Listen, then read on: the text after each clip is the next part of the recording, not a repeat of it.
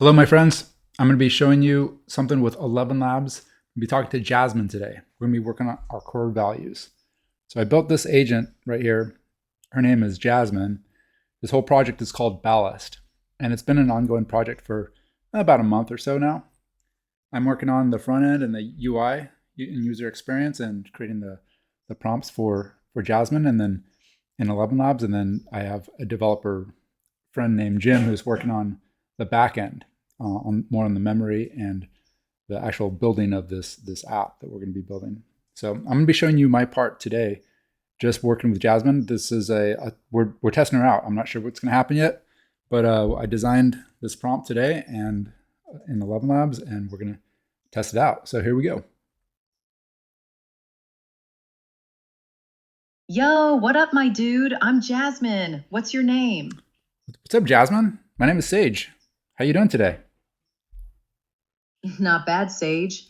Just here, ready to dig into some values with you. You ready to get started? Sweet. Yeah, let's get started. Good. One thing to know going in, I'm going to push you to answer fast sometimes. Not because the answers don't matter, because the slow answer is usually the managed one. We want what comes up before you've had time to clean it up. So, let's start with a peak moment. Tell me about a time you felt fully alive, not necessarily successful, fully alive. What were you doing? Who was around? What did it feel like in your body? I like the visceral details there. That's cool. All right, all right. What did it feel like in my body?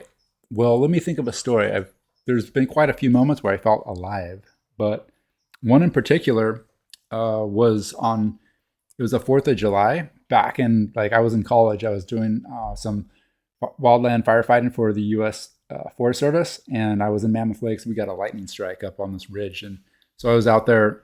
We hiked up like 5 or 6 miles up, and I was out there with a Pulaski, and it was a lightning strike fire. So it's pretty sweet, like because we're looking down over. I think it was June Lake, and there's like fireworks going off down there.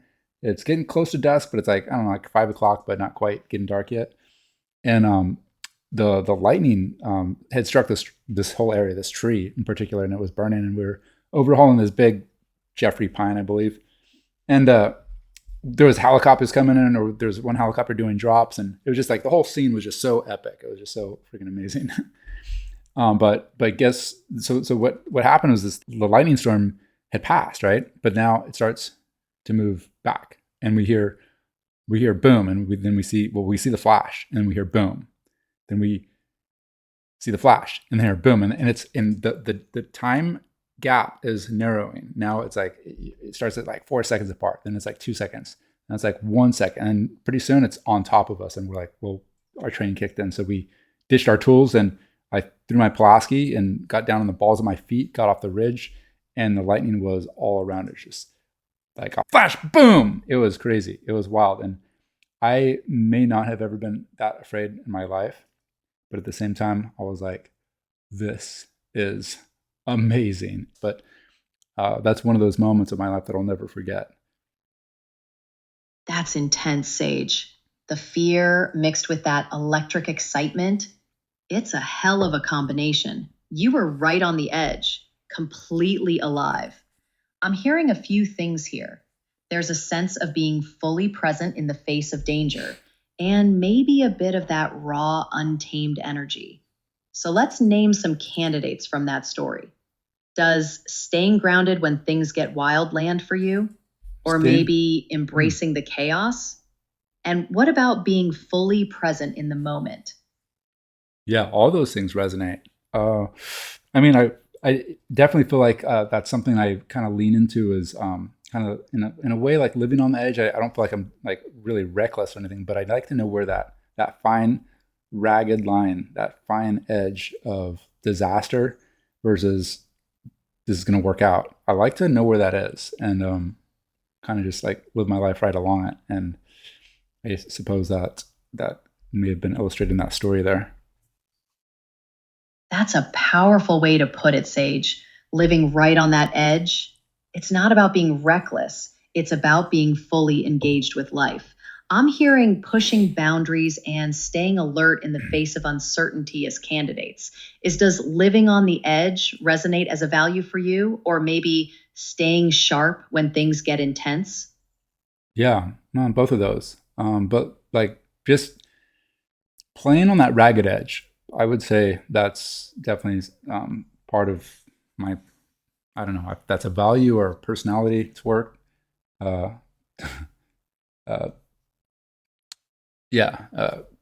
But yeah, I would say like kind of like finding that ragged edge and like living my life like right along it.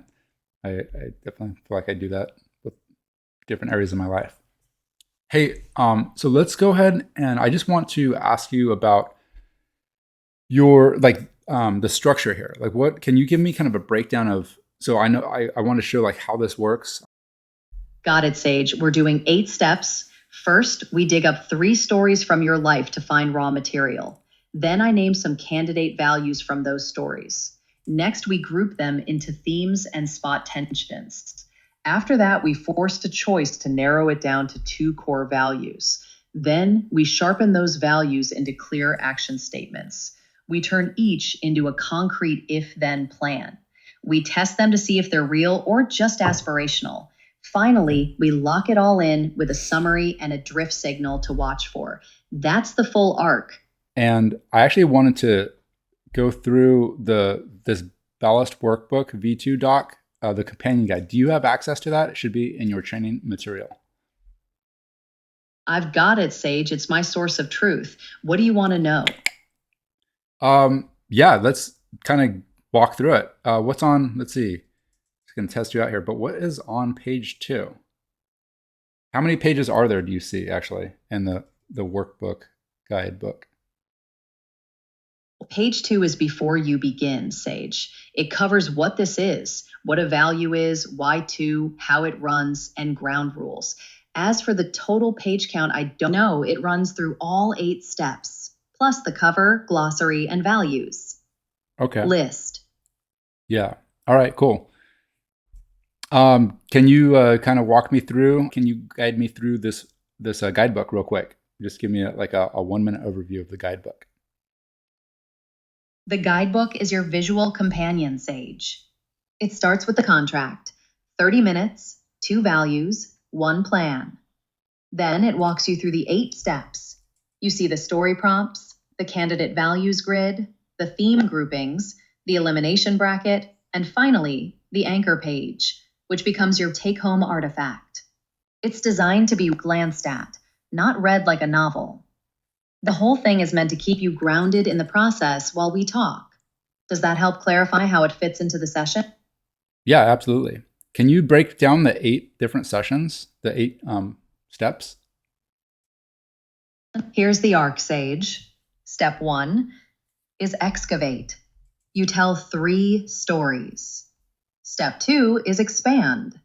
I name 5 to 7 candidate values. Step 3 is cluster. We group them and spot tensions. Step 4 is narrow. We force a choice down to 2. Step 5 is define. We sharpen those 2 into action quality language. Step 6 is operationalize. We build if-then plans. Step 7 is pressure test. We check the cost and status. Step 8 is anchor. We lock it in and close. That's the full 30-minute journal stories. Okay, cool. Hey, Jasmine, this has been good. I just want to give kind of a once over on how this works and give an example of like you asking me a question. We'll continue this conversation later, but I appreciate your time. Peace. Peace, Sage. Catch you on the flip side. All right, my girl. Take it easy. Take it easy, Sage. Talk soon. All right, so we end that. So anyway, I just want to give you guys kind of a high level of like what we got going on over here.